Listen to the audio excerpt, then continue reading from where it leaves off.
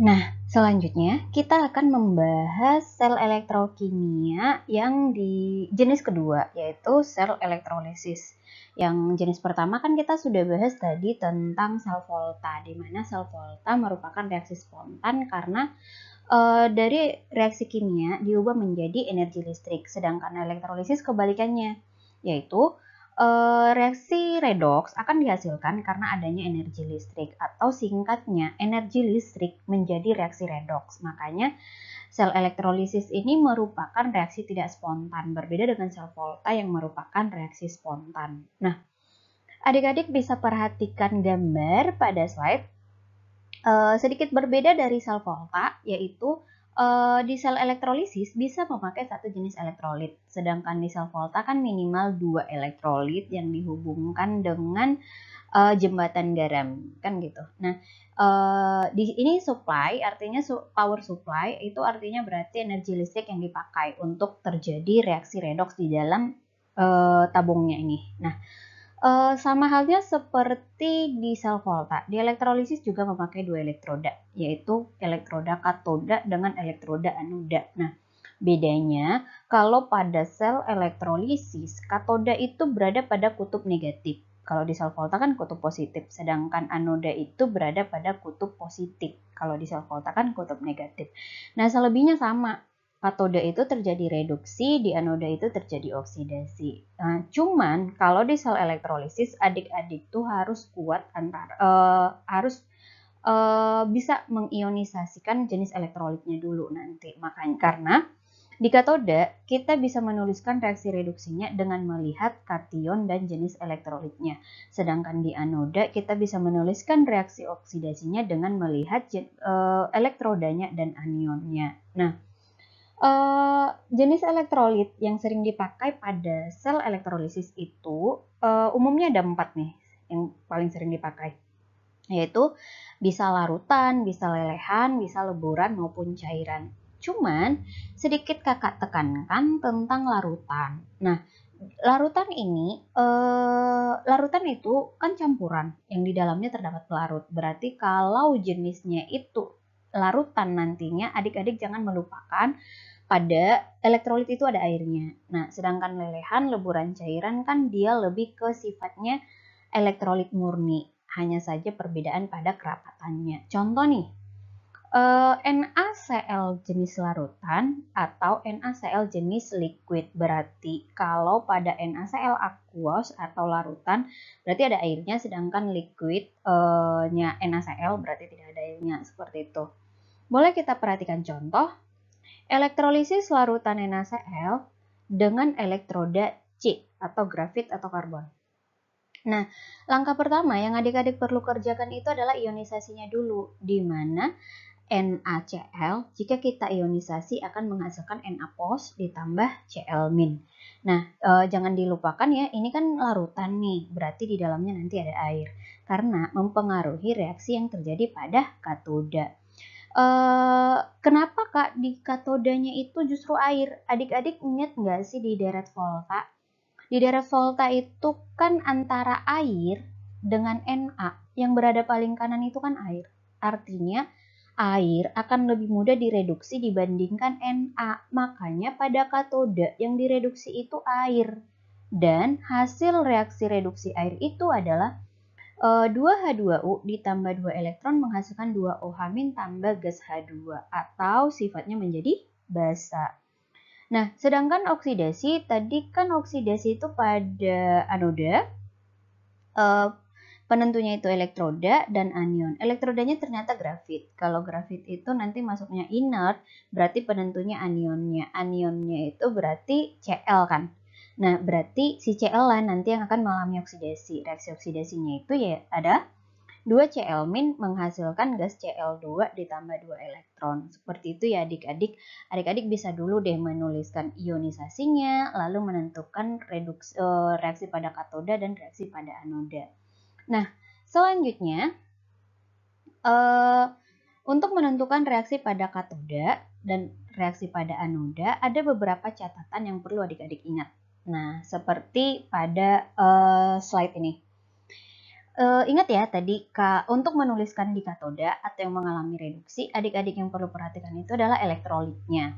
Yang pertama, jika elektrolitnya larutan dan kationnya itu adalah logam golongan 1A, 2A, Al, dan Mn, sesuai dengan deret volta, maka yang mudah mengalami reduksi itu kan air. Jadi kalau jenisnya larutan, logam-logam utama ini dan Mn, adik-adik cukup tuliskan yang mengalami reduksi itu adalah air, seperti reaksi ini.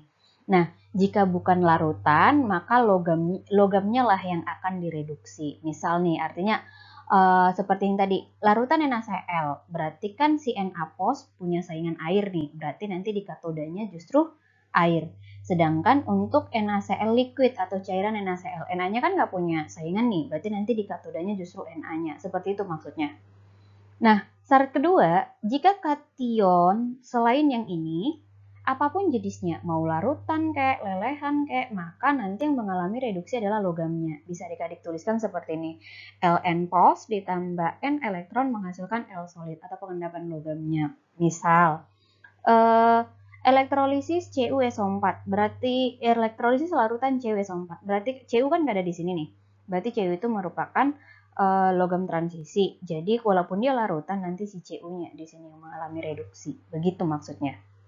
Nah, untuk kation H+, maka nanti yang mengalami reduksi H+-nya dengan reaksi 2H+ ditambah 2 elektron menghasilkan gas H2.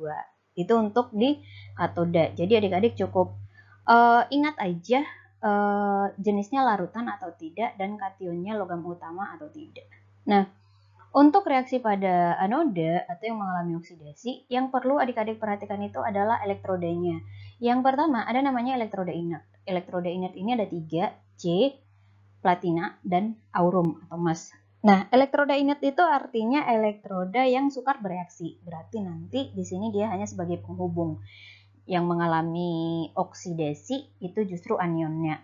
Untuk dia anion sisa oksi asam, artinya sederhananya anionnya itu ada O-nya. Nah, misal SO4 2-, NO3-, CO3 2-. Nah, maka nanti yang mengalami oksidasi airnya.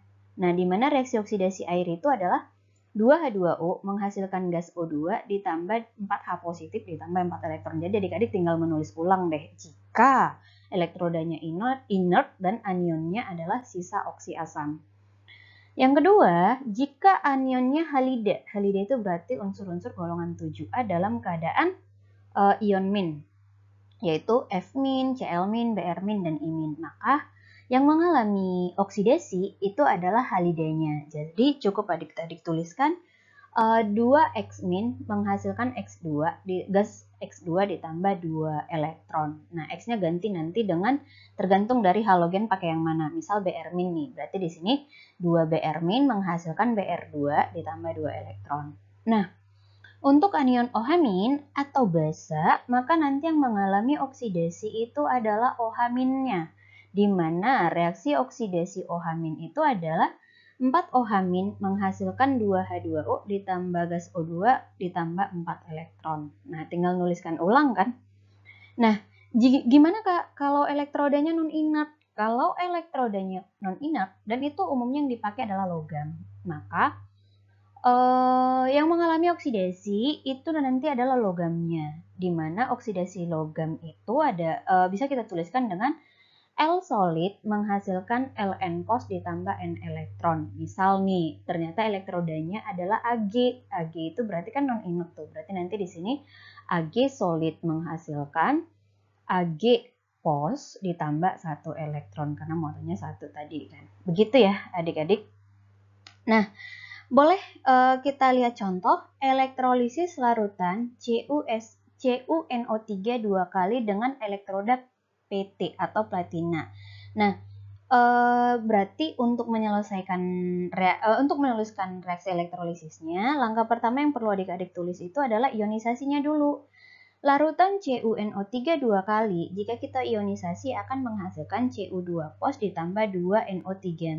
Baru deh kita tuliskan satu persatu. Misal nih, di katoda terjadi reaksi reduksi. Nah, penentunya katoda tadi apa? Penentu katoda itu kation dan jenis elektrolitnya. Kationnya Cu, dan elektrolitnya larutan. Oh iya, larutan ada airnya. Cuman Cu ini kan bukan bagian dari logam-logam 1A, 2A, Al, dan Mn. Maka Cu lah yang akan mengalami reduksi. Atau kalau kita lihat di deret volta, Cu ini berada di sebelah kanan air. Jadi airnya kalah. Si Cu lah yang mengalami reduksi. Jadi Cu direduksi dari Cu2 pos ditambah 2 elektron akan menghasilkan Cu solid. Gitu, menuliskan di reaksi pada katoda. Nah, reaksi pada anoda yaitu reaksi oksidasi. Kita lihat penentunya apa? Penentunya elektroda dan anionnya. Kita lihat ke soal lagi, elektrodanya ternyata PT. PT itu kan masuk inert nih. Nah, ternyata PT itu masuk inert atau dia tidak ikut bereaksi. Maka penentunya berarti anionnya. Anionnya ternyata ada O-nya. Ada O-nya itu artinya anion sisa oksi asam kan. Nah, ternyata kalau anionnya sisa oksi asam, maka yang mengalami oksidasi adalah air. Nah, ini tinggal kita tulis ulang nih. Oksidasi air berarti 2H2O menghasilkan gas O2 ditambah 4H pos tambah 4 elektron. Nah, selesai kita tulis ionisasi, reaksi pada katoda dan anoda, maka untuk menuliskan reaksi selnya, reaksi ini harus kita totalkan. Nah, bagian yang dia sama berarti bisa kita tewaskan. Nah, cuman di sini kan elektronnya 4, sedangkan di sini 2. Nah, berarti untuk menyamakannya reaksi ini kita kali. Nah, kalau reaksi kedua kita kali menjadi 2 elektron dikali 2 kan menjadi 4 elektron. Nah, cuman kalau kita kali 2 dia, di sini kan nanti jadi 2 Cu2 pos. Nah, sedangkan di sini Cu2 pos kan nggak sama tuh. Jadi reaksi pertama juga kita kali 2 biar Cu2 posnya juga nanti jadi 2. Biar tewas nih atau biar hilang. Nah, ini 4 elektron. Ini 4 elektron dan ini karena kita kali 2 juga nanti 4 elektron habis kan. Nah, ini 2 Cu2 pos karena kita kali 2, sedangkan ini juga 2 Cu2 pos karena kita kali 2 habis nih. Yang kakak tandain berarti habis kan. Nah, ya berarti yang nggak habis ini bisa kita tuliskan ulang atau kita gabungin. Inilah yang disebut dengan reaksi sel. Reaksi sel itu berarti reaksi total dari reduksi dan oksidasinya.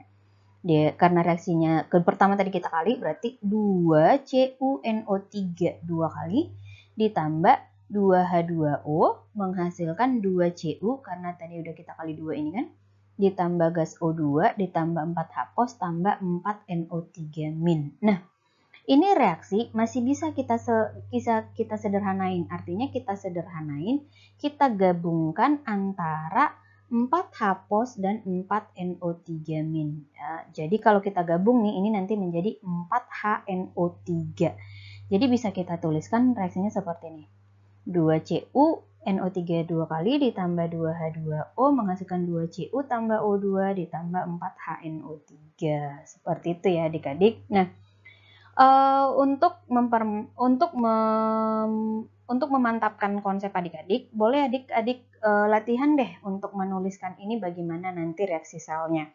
Tuliskan reaksi sel dari elektrolisis larutan AlCl3 dengan elektroda C. Untuk jawabannya adik-adik boleh tinggalkan di kolom komentar, nanti kakak cek jawabannya ya. Selanjutnya, kita akan membahas tentang hukum Faraday. Hukum Faraday itu merupakan hubungan kuantitatif antara reaksi elektrolisis dengan stoikiometrinya. Selanjutnya, kita akan membahas tentang sel elektrolisis yang bagian hukum Faraday. Kalau kakak sih sering mendefinisikan hukum Faraday pada kimia ini lebih ke kuantitatifnya reaksi sel elektrolisis, atau biasanya kalau pada soal sering itu dihubungkan dengan menghitung zat-zat yang dihasilkan dari sel elektrolisis nih, baik itu gram dari logam yang mengendap atau gas-gas yang dihasilkan. Nah, secara definisi, hukum Faraday ini menjelaskan tentang hukum kelistrikan yang berkaitan dengan sel elektrolisis. Di mana untuk dia di soal, hukum Faraday ini sering ditekankan pada kelima poin ini. Di mana poin pertama, reaksi di katoda dan anoda sebelumnya kita udah bahas. Yang kedua itu menuliskan reaksi selnya, yang sebelumnya juga kita udah bahas. Massa gram logam yang akan mengendap. Nah, di sini akan kita bahas volume gas. Biasanya gas yang dipertanyakan itu adalah gas O2, H2, dan gas halogen. Dan elektrolisis yang disusun dengan Ki yang sama. Biasanya ketiga poin ini yang paling sering ditanyakan untuk soal-soal hukum Faraday. Nah, hukum Faraday itu ada dua, di mana hukum Faraday pertama berbunyi tentang massa zat yang dihasilkan pada elektrolisis sebanding dengan jumlah muatan listrik yang digunakan, dilambangkan dengan Ki, di mana Ki ini bisa kita hitung dari I dikali T. Di fisika juga ini ada dibahas ya. Nah, hukum Faraday 2 mengatakan bahwa massa zat yang dihasilkan pada elektrolisis akan sebanding dengan massa ekivalen zatnya, di mana massa ekivalen ini bisa kita hitung dari AR-nya si X per N-nya. N ini merupakan jumlah elektron yang terlibat pada reaksi. Nah, dari hubungan hukum Faraday 1 dan hukum Faraday 2 bisa kita tuliskan suatu formula dengan gram X. Kalau di hukum Faraday itu dilambangkan dengan G, cuman kakak sering menggunakan kata gramnya biar adik-adik tahu berarti gram itu lebih ke padatan gitu. Gram X yang dihasilkan dari suatu elektrolisis bisa kita hitung dengan Ki per 96.500 dikali ME. Maka kalau kita jabarkan bisa kita tuliskan menjadi gram X sama dengan I kali T per 96.500 dikali AR per N.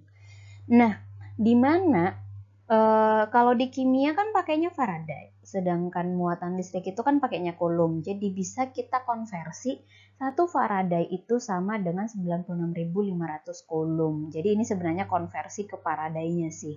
Nah, jika kita hubungkan dengan mol elektron, Faraday itu berbanding lurus dengan mol elektron. Berarti berapa jumlah Faraday-nya segitulah mol elektronnya. Jadi bisa kita tuliskan mol elektron ini tuh sama dengan I kali T per 96.500 gitu.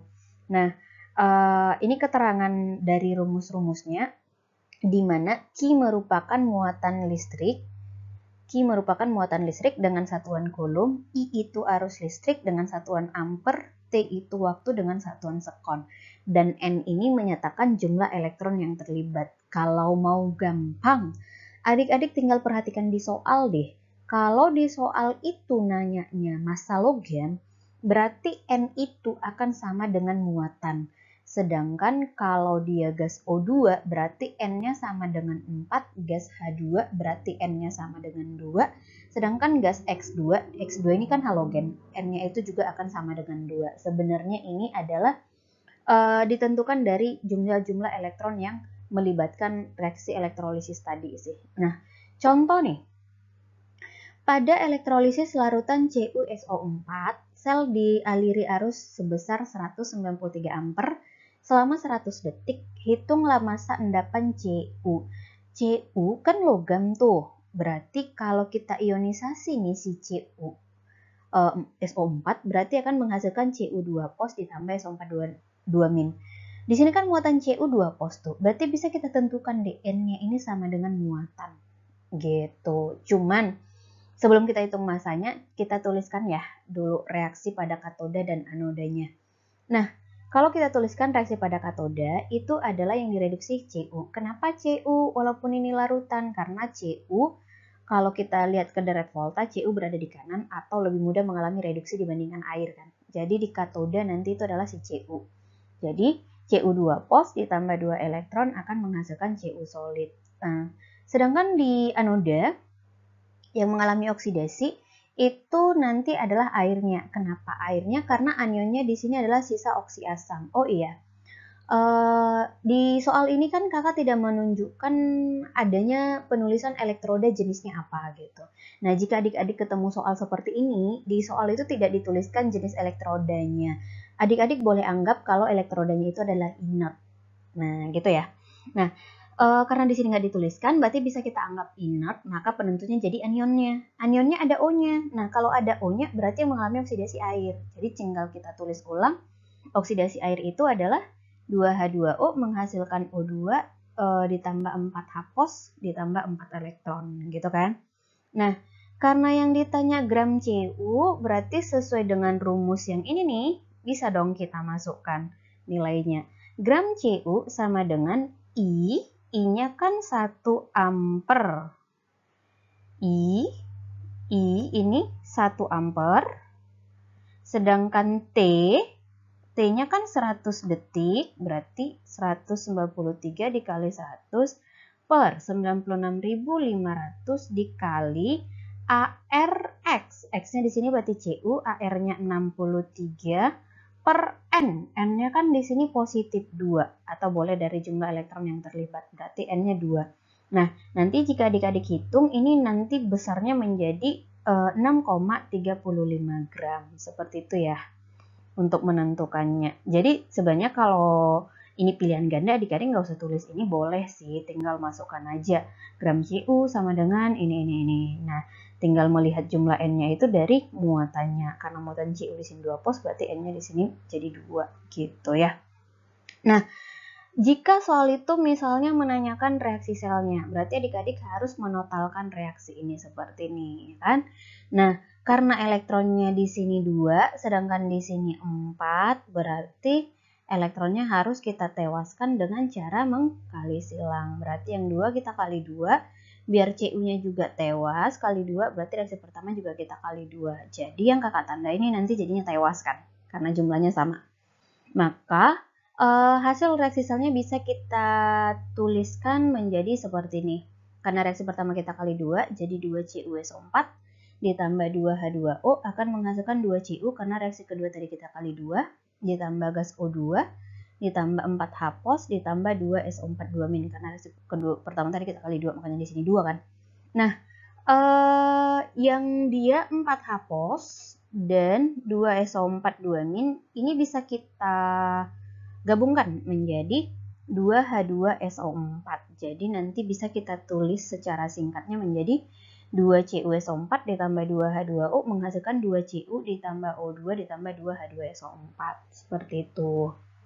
Nah, selanjutnya, jika berhubungan dengan elektrolisis disusun dengan Ki yang sama, 2 atau lebih, biasanya sih 2. 2 atau lebih zat dielektrolisis dengan Ki yang sama. Biasanya kalau ke soal perhitungannya sih 2 dia. Nah, cukup adik-adik mengambil hubungan dari si mol dengan valensinya. Jadi bisa adik-adik tulis seperti ini. Misalkan nih 2 yang dihubungkan kan, berarti si X dan si Y. Jadi bisa adik-adik tuliskan seperti ini. Mol X dikali N-nya sama dengan mol Y dikali N-nya. Dimana tadi N ini jumlah elektron yang terlibat kan. Nah, tergantung molnya ini nanti pakai yang mana, mau pakai gram per AR atau dia pakai STP. Boleh kita lihat contoh. Contoh nih, elektrolisis larutan NaCl menghasilkan 6,72 liter gas klor pada keadaan STP. Jika jumlah muatan listrik yang sama digunakan untuk mengelektrolisis larutan AuCl3, maka logam emas yang dihasilkan adalah, berarti kan di sini 2 elektrolit disusun susun dengan Ki yang sama. Elektrolitnya itu adalah NaCl dengan AuCl3. Dari NaCl kata dia akan menghasilkan 6,72 liter gas klor. Gas klor itu Cl2 ya. Nah, berarti nanti dari sini kita hubungkan antara Cl2 dengan Au, karena yang ditanya kan gram Au-nya. Berarti bisa kita tuliskan seperti ini. Mol Cl2 dikali N-nya sama dengan mol Au dikali N-nya, gitu. Nah, di mana Cl2 dalam keadaan STP. Nah, apa sih rumus mol dengan keadaan STP? Mol dengan keadaan STP itu kan bisa kita hitung dengan V sama dengan V per 22,4 liter. Kan itu rumus mol dalam keadaan STP. Dikali N-nya, N-nya si klor, gas klor itu masuk di X2 ini. N-nya berarti 2. Dikali 2 sama dengan gram Au per ARAU. Kenapa? Karena mol Au di sini pakai rumus gram per AR. Dikali N-nya 3. Kenapa N-nya 3? Karena di sini muatan Au kan 3. Au 3 pos tambah 3 Cl- kalau kita ionisasi. Nah, dari hubungan rumus ini, V-nya si Cl2 yang ini 6,72 kali 6,72 liter. Sedangkan AR-nya AU yang 197. Jadi nanti bisa adik-adik hitung AR gramnya si AU itu sebesar 39,4 gram. Seperti itu ya adik-adik.